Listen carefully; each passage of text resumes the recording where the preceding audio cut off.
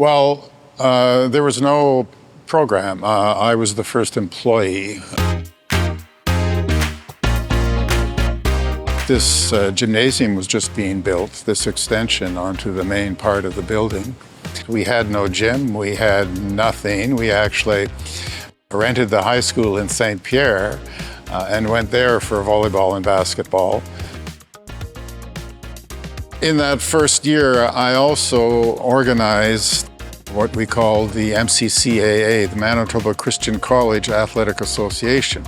So there were 6 schools that we did play sports with or against.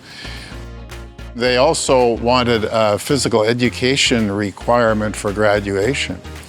So I had to teach 1-hour courses, and students during their 3 or 4 years here also had to take at least 3 1-hour phys ed courses in order to graduate. So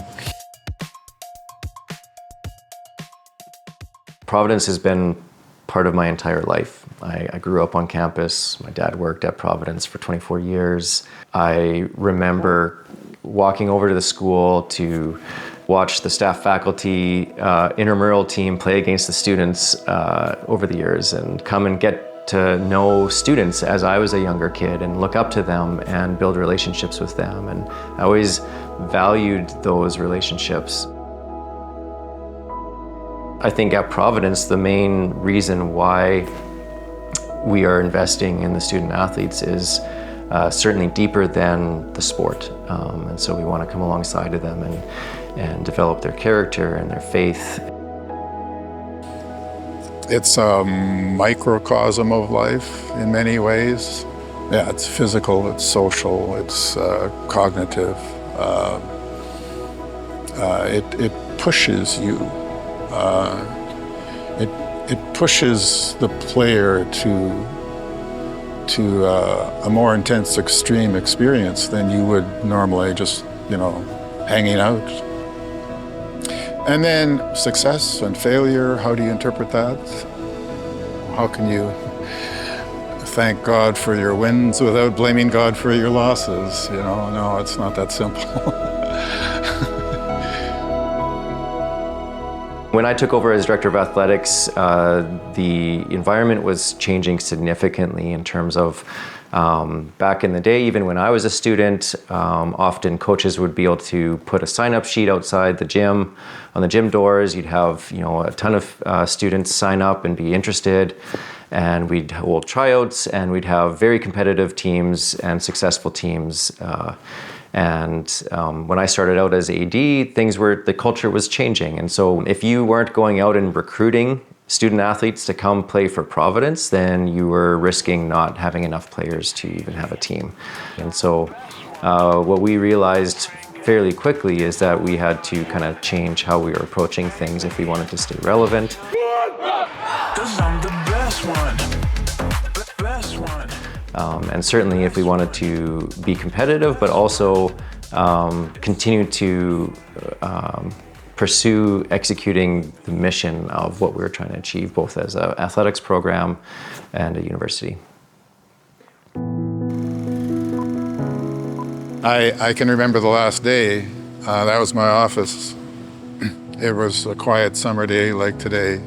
I remember after I cleaned out, I walked around this gym, I don't know how many times, trying to say goodbye, And